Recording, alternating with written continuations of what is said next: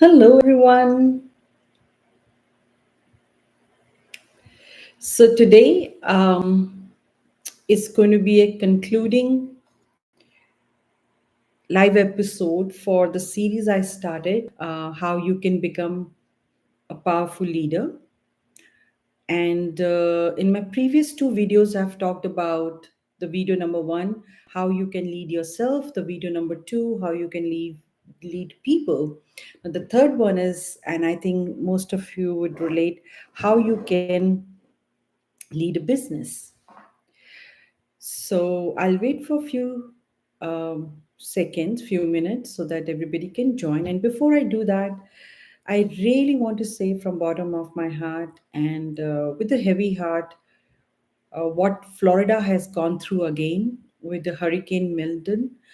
Uh, it's we can't even imagine what those people are going through, and let's all pray for them. Hopefully this is the last hurricane for Florida this season because they have gone through a lot already, and uh, I hope they get all the strength from the God to recover from it.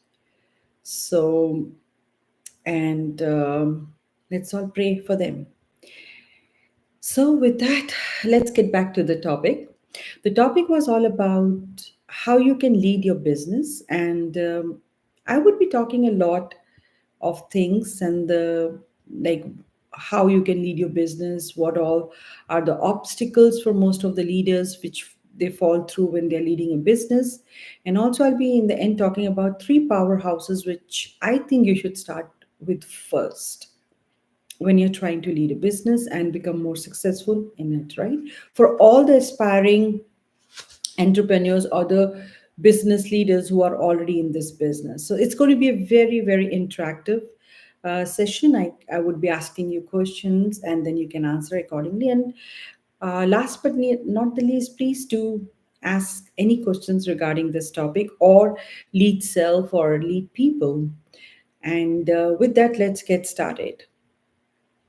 So, whenever you, you're trying to lead in a business and you're becoming a better leader or a powerful leader, what all you need to do? So, what are the things as an aspiring entrepreneur, somebody who's new in the business for past, let's say, 5 years, needs to understand? So, number one is you need to understand what is the importance of having a clear goal. A lot of us I've coached some of my people from my industry, the coaching industry, and I've seen that they somehow get into a business with not having a clear goals. And then after a year or two, they end up being either stopping that business or getting into more financial problems. So that is very important. Number two, we'll be talking all about what is an effective leadership. Now, leaders are everywhere, but you need to be effective as you are going to be working as more effective person, right? And first you have to become an effective person. You can see my lead self, and then you can become an effective leader. So you have to have a mastery on your own emotions and also knowing that what are your strengths, what are your weaknesses, how you will relate to adversity and all that. So that's how you become an effective leader. And statistics have shown very few leaders are effective leaders. There's so many leaders, but very few of them are very effective leaders, right? Then next point, I'll be talking about the obstacles you face as a young entrepreneur, somebody who's there for 5 years, somebody who's there for, let's say, fairly less number of years and doing business. And after that, I'll be talking about one of my favorite ones, the three powerhouses where you should start today. In fact, when you're watching this, if you want to start somewhere by the end of the session, I'll be talking about the three powerhouses. And they are the, I would say, foundation for you to become a better leader and success in your business, and that is for success in your business. All right, so let's talk about the three biggest problem after coaching so many coaches primarily. I realized that there are these are the three biggest mistakes people make. when they're trying to do a business. So, number one, again, they don't have a clear plan or a goal. So, I would highly encourage you, if you're working to start a business, get a clear plan, and you can get it on Google for free if you want to have a template style. But I would say write it off your own, which would definitely help you. Okay, that would really help you to understand what is the clear goal you have or clear plan you have. Now, don't get confused. Goal, you need to keep one. Okay, let's say if you're in a business, you need to make, let's say you're making 5K a month, and your goal is to make 10K a month. So goal remains the same. Now, from 5K to getting to 10K is going to be your plan. Okay, because so many people get confused. I remember one of my client I was coaching to, so they got confused, like clear goal and clear plan. So there are two different things, right? Goal remains one, but the planning towards the goal changes, can be variable. So I hope that was clear to you all, right? So never put two, three, four, five goals on your plate, which would overwhelm you and you will not be motivated to complete them all. Always work with one plan for your business. Okay. So that is the strategy you should really, really have. Okay. So the second one is market competition. So you must know where are you spending your time, your money, and your energy. So when you start doing your market analysis, be very thorough with it. Give it some time. Give it, I would say, 30, 60, or 90 days, whichever you want to work with. So don't rush into it, right? Know your competition well, know what they are doing, how they are doing, what they're using, what they're not using. And know everything about your market competition. And the last one, which I usually talk about, is as a business owner, let's say you're 2 years old into a business. So, as a CEO and as a sole entrepreneur, what you do, you wear so many hats. You say, "Oh, let me do this. Let me do take care of my website. Let me take care of my finances. Let me care of my operations. Let me also be the part of, when I'm directly interacting with my customers." So, what you end up doing, you're wearing so many hats. So I would highly encourage you to start delegating work to other people. Okay, if it's affordable in the beginning. If it's not, then of course you'll have to go through that phase. Okay, because in the beginning, when I started my business, I didn't realize that, but getting into little bit around 2 years probably around that ballpark, I started to realize that no, that's not good. Even you feel it's a small thing and you are good in it, let's say designing a website. So one of my uh, I think she was a health coach, and I think she was trying to do something, so she was not good in designing the things. So I gave her the idea, don't just spend so much of your time just designing your website. You need to give it to somebody else, and there's so many resources these days, and you focus on getting the clients in. So these are the small mistakes we sometimes tend to do.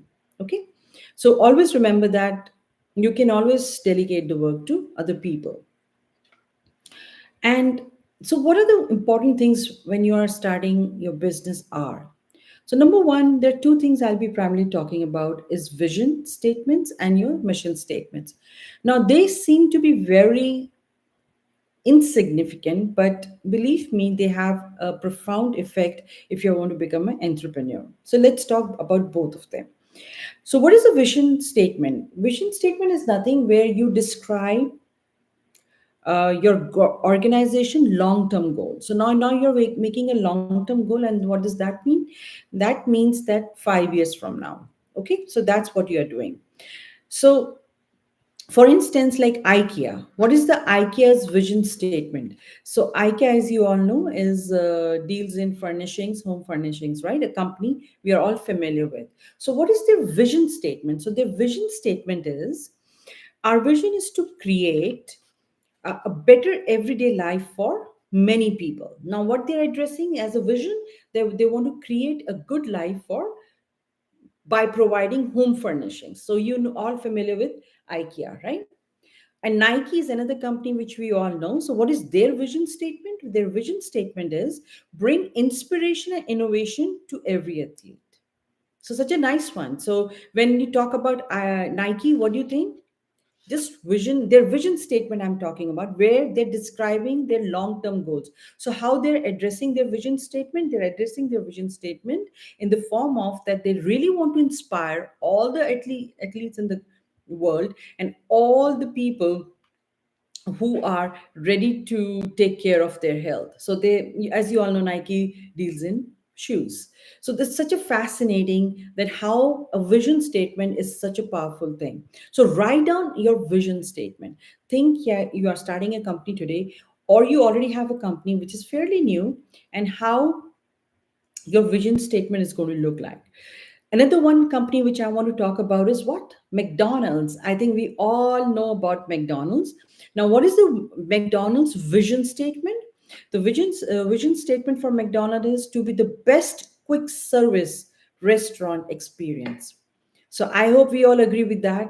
That McDonald's, through their drive-throughs, through their services, they are the best ones, and they are very quick in servicing people as a restaurant. So these are your vision statements. Okay, I hope I was clear. Now, what is your mission statement? Now, mission statement is very different as an entrepreneur. Mission statement is something which defines your company. Okay, so now you talked about your vision statement. Now you're going to be defining your company. So, what are your company's purpose? What are your company's goals? And what are your company's values? So, I'll go one by one. Okay, and so what all does a mission statement has? So, mission statement has number one, what it does, what your business does. Number two, who your business serves and why your business exists. So, you should know that why you're doing what you're doing, correct? And the last one, how you'll be doing your business. So, these are very important components of your mission statement. Okay, so let me give you example again for a mission statement for IKEA. So you can compare side by side the vision statement for a company and a mission statement. All right. So IKEA says in their mission statement to offer a wide range of well designed, functional home furnishing products at prices so low as many people as possible to afford them. How clear is that? Can anybody write in the chat? It's fascinating. So, this is their mission statement. Now, here, what all they're doing? They are easily explaining what they do, correct? So wide range of well designed functional home furnishings. So what they do, who they serve. So they're talking about the people. Their prices are so low that they're serving the people, as many people possible, that as many people. So they are taking in their mission statement wide range of people, and then why they exist, because this is what they like doing in their mission statement. And the last one, how they operate, so that so many people like through stores and something. But this is their mission statement. And earlier I told you all about IKEA's what statement? Vision statement. So now you understand the difference. In your mission statement, you really have to go in depth, that what business are you doing, who are you literally serving, who are your targeted audiences, why are you doing your business. You must know, right? There's a reason for you to do your business as an entrepreneur. And the last one, how you're going to operate it, how you're going to uh, go and see your target audience where they are, and what operations would you do. So this is all about a mission statement.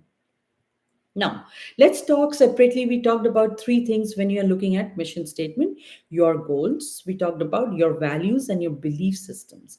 So let's break down each one of them so that you understand when you're writing your business plan or strategies what you can do with them. So goals.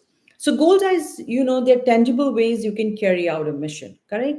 So whatever business you're planning to do, so you would know your goals clearly. And as I told you earlier, just few minutes back, that you need to focus on one goal. So either you're trying to, let's say, x amount of customers in, or you're trying to gain x amount of money. Just write your one goal. So you're trying to see the growth in your more customers, you want to see growth in your getting more revenue, or you can write any of those, just but pick one. Okay, they all are kind of intertwined, so they'll work together. So you just need to focus on one, because so many people, right? I want so many customers, I want to get this much of, let's say, revenue, I want this. So they end up writing 10 goals, and that's not good. Okay, so focus on one goals, and believe me, that will take care of most of your things when you're doing a business. Next one is, what are your values? What you really believe in? So I tell people, that you must be clear in your values, what you really stand for. If somebody comes to you and say, this is your business, so you say, this business stands on so and so value. The values could be your honesty, values could be your our success rate, values could be delivering of your services. You need to have one solid value about your business. So you say, we serve with complete 100% honesty. You can do that, and but you have to stand with that value, but the value of the company should align with the value of who you are. So it should not say that, oh, we are the greatest in the world, our company is the best, and your value is, oh no, I cannot do anything, I don't understand about anything about business, I don't know anything. No, no, no. So please sit down. If as a person you feel that your value needs to be evaluated, and rewrite your top 5 values, and the values you stand for, that for throughout your course of doing business, that remains the constant factor, right? So you believe in something. Like, if you truly believe in something you are passionate about, or you want to help people something, because a lot of coaches which I coached, when they were I was coaching them from the business point of view. So they were just coming up with something like, I like helping people. So that's a great thing. You like helping people. So that's the foundation. That's the value you want to believe in. Now, after that, how would you build upon that? So you want to help in which ways? You want to do what? So that's what I'm talking about. So get your values, top 5 values written down today as you want to work, and then revolve around. Your business should be revolve around it, and they should be aligning with your business. All right. Now, belief systems. So, what you really stand for internally, what happens is that gradually that becomes your belief. Let's say, if you're doing a business and you started just a business, just looking at trend of the business, and you started doing it, and you had nothing to do with it. You don't know about the business, you don't know about the products, you don't know about the services, but you're just doing it so that other people are getting successes, so you want to follow them. Would that business stand? The answer would be no, because it's far away from your values, who you truly are. Correct? And your belief system, what will happen? You will start to believe something you don't own. So for business, you need to own up everything. See, you are the CEO of your business. Correct? So you will have to own up everything. Even tomorrow, if you have a good teamwork or good team working for you, you will have to own up every single thing about them as well. So you have to own up everything. Correct? For that, your value and your belief system should be stronger. And I'll be discussing a lot of belief system. Wait till end. It'll be a very interesting one. All right. So let's talk about how you can write your statements. Now you're started to work for your business. Now let me give an example of a good statement and an example of a bad statement. So the good statement is like usage of language which people like. Like right now, I'm talking to you in very simple terms. I'm trying to explain it to you when you're starting a business, and if you want to become a leader in your business, you should be thorough with the points and the tips I'll be talking about today. So, a simple language. I don't have to use any stronger words, but I'm just simply telling you what you should be doing in simple terms. But a bad statement is what? Where it's like heavy words are used, and you don't even mean it. So, when I say, when I'm telling you something in very simple, I'll take you back a little bit to my vision statement for IKEA. It was so simple. The vision statement was what? Which IKEA's vision statement was to create a better everyday life for many people. Simple. Can you resonate with it? Yes. Right? So this is how you should be doing, treating your business. Okay. The second one is, it should be emotionally stirring. So in the IKEA statement, when they say that we want to create a better everyday, and everyday means that included everything about you. Correct? So it should be emotionally okay. What do they have? What do they have other than home furnishings? See? how they are creating little emotional stir in you. And the bad statement would be very logical. We sell, let's say, burgers. So that is a flat statement that will not stir an emotional reaction from you. Okay. So that's a bad statement. But whereas they're creating better life, so you a positive words and not too many logical and cold words would help you to write your vision statement and your mission in the future. Okay, for your business. Number three, it's concise. A better life. So what they did was the IKEA comprised of everything about your life. All right. And the bad statement won't be it's very long. They're talking, oh, I can provide you with my services, please come to my website, I've been doing it for so many years, and so on and so forth. That's not going to work. Okay, so be concise. So number four would be a good statement is it sounds good when you talk about it. So let's do it together. We are just do it by Nike or so many other brands, right? Small three words or five letters, in one word or five words, whatever you want to use. Just if you can find something like that, that'll be really awesome. But you have to think about it. So when you're doing your business, it's just not starting opening an LLC and just going and start working with people. It's not that. It's much more that if you really want to see the fruits or the successes in the future, what it's going to give you. Okay. And so it should be very nice or it sounds very good, right? And not hard to say words. You don't have to use very advanced words from English vocabulary. You think that would sound good? I don't think so. That's not going to happen. Okay. Number one is it should be memorable. So how many people you remember for Nike's just do it? Correct. It should be just memorable. And after that, it should be actionable. So you feel, encouraged to take some actions. For IKEA, you want to go and see the store at least. They're talking about low price points. They're talking about home furnishings. They're talking about they have well designed furnishings. So something you are looking forward to when you go to a company. So your company should be like that. So you can take out the points from everything what I'm trying to tell you, and you can just start working with that. And last thing, it should be specific. It should definitely identify you as a business owner and your company's identity to it. Correct? So, like I said, they are not two different things. You and your business are one. Your values, your everything, what I'm trying to tell you is your goals, everything should align with each other to show who you truly are. Okay. So, what are the 10 tips I want to give it to you all where you can if you're starting a new business or the business is less than 5 years old, so learn from others. I think a lot of people hesitate to ask people what's going on. So I think you join some of the free networking groups. That would really help you. Number two, ask for help. Yes, so many people do that. They think, no, they can handle it all. Please don't do that. You need to have some help as you're working for your business and you wanted to get more successful. The third one is surround yourself with an expert. So, someone in your own industry must find as a mentor. Okay.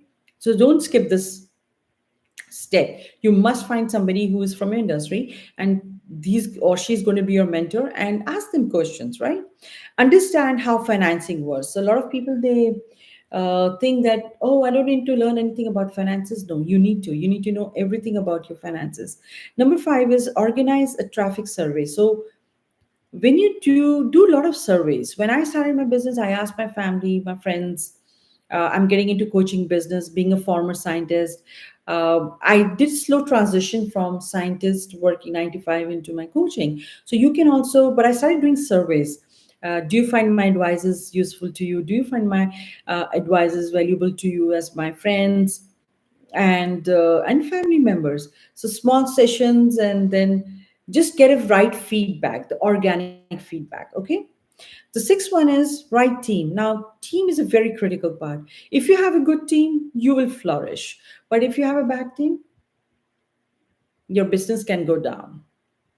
So take your time, give ample of, I would say, chances to your teams or team. But when you feel it's not working well, then you should be able to take decision and take yourself out, because it's all about your business. Okay, it's nothing personal. Then reduce uncertainty. So try to manage through a good time management using, I think, good calendar. So there will be reduction of the uncertainty. So something like I have to go on a meeting for, let's say, Monday afternoon, so it should be there, something like that, so that you don't feel overwhelmed with even with a small task. Okay, then, and don't be afraid, I would say, to be professional at times where you have to show your professionalism. You should be standing to it, right? When I say that my coaching with my clients, one-on-one premium coaching is 100% success rate, I believe in it and I mean it, and I go out of my way to help my clients to achieve their goals. And I am very passionate about it. Currently I'm working with few premium clients. And by the way, the 5 slots are open. If anybody's interested, go and get into touch with me. So these are one-on-one premium clients. So with them, I am the one who's accountable with them and what they're trying to achieve. So I make sure, and as I said, it's 100% success rate. They are very happy once they're done with the coaching sessions, and they are able to achieve and much more. They transform in so many ways, right? Ninth one is know your audiences. So you should definitely know who your target audience is, and you don't have to have a wider, like, I'm looking for people from, let's say, the whole country. No, you should not. You should really try to make them as concise as you can. Who are you dealing with? Who are your targeted audience? What is their age group? What is the demographics? Where they come from? What is their pain points? What is the profession? Or are you dealing with the non-professionals? Every detail of your audience should be on your, when you're planning for your business. Okay. And the last point which I want to discuss is comparison. You have to let go of comparison. It's okay. That's, other people are doing the way they are doing. You are doing the way you are doing. So please let go of comparison with other people, right? You start your business, see how it's going, wait for 1 to 3 years and see if it drastically goes something wrong within a 1 year. Please don't go ahead and, make your, like I said, your time, your money, and your energy, they are the most valuable assets of you. Use them wisely. Okay. And so now most of you would be ask me how I can improve my business. So I talk about a GST method, which is simple, but there's a lot of things you can learn from it. Okay. So what is GST method? So G is all about clear goals. So please have a clear goal. Unless you don't have a clear goal, you will be shooting in the dark, and that will not help you at all. Okay, it's your business. You're spending money, you are spending your time, you're spending your energy into it. So make sure that you are very clear what you want. If you don't get it, just come out of it and do another one if that's what suits you, or collab with somebody.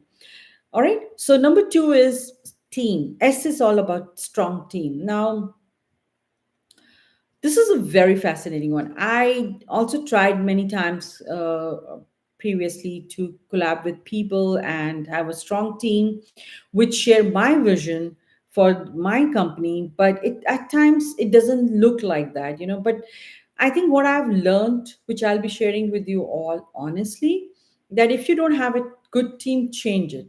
So nothing is set on stones. So you have all the power to change what you want to if it's not working for you. So make quick decisions, move forward, because you want to make sure that your business thrives, right? And uh, and for that you need to make very quick decisions, and if the team is not what you have opted for, so please be very clear, give them few fair chances, and after that they have to go, let them go, it's okay. All right. And the last one is target market for T, so GST, right?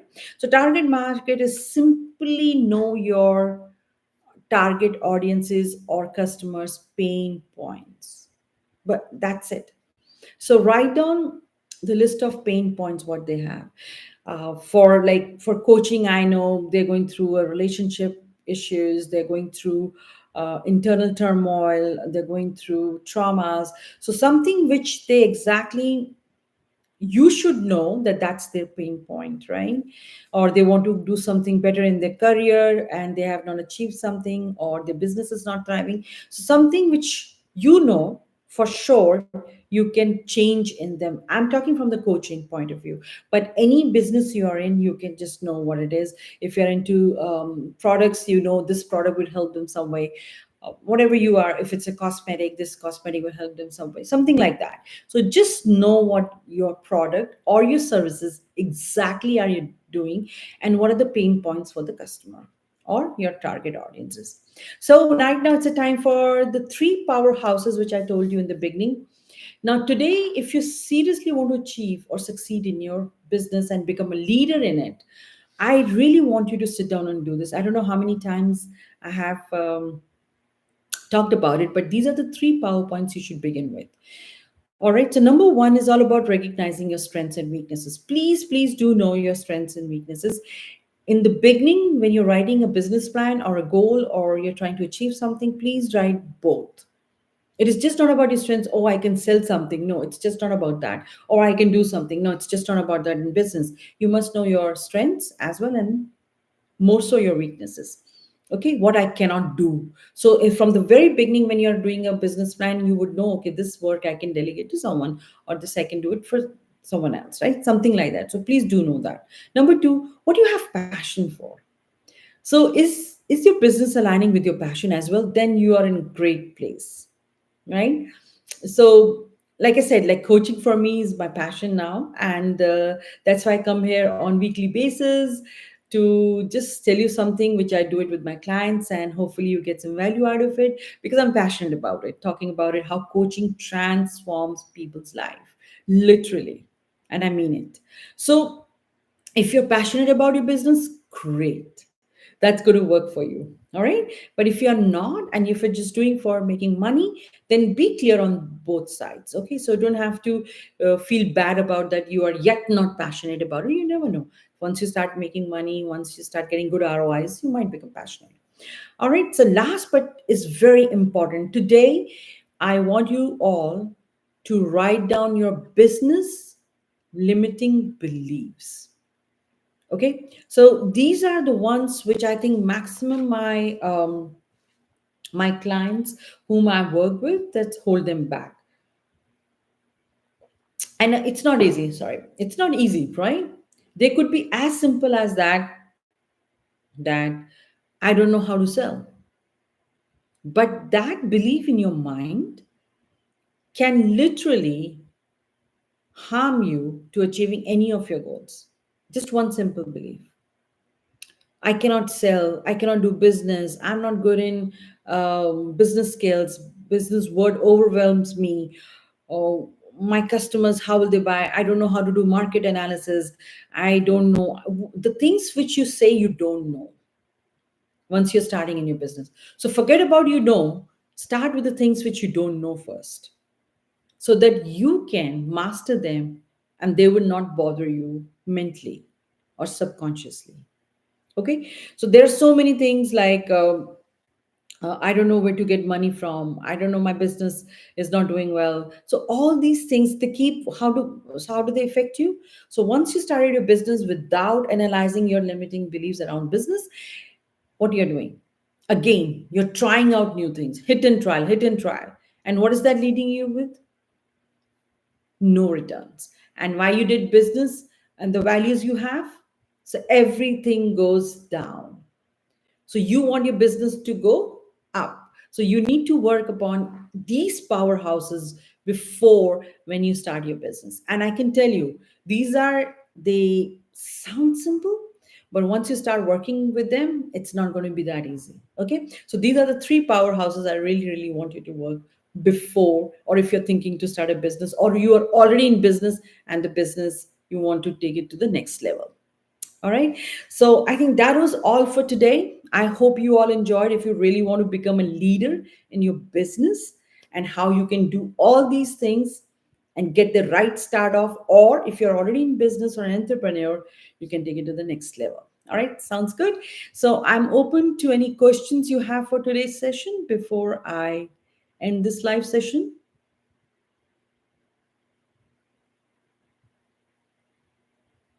You can write down any comments or anything you want like to know more about how you can lead a business or how you can become a powerful leader in your business.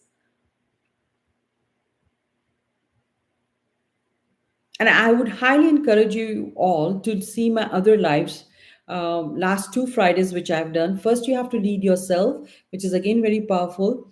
What you can do to lead yourself. The second one is how you can lead people or influence people. And this today one was all about business. So how you can think or what you should do about business, and how you should approach a business literally.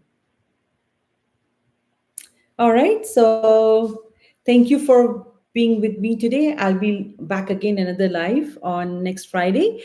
And hopefully you all stay safe.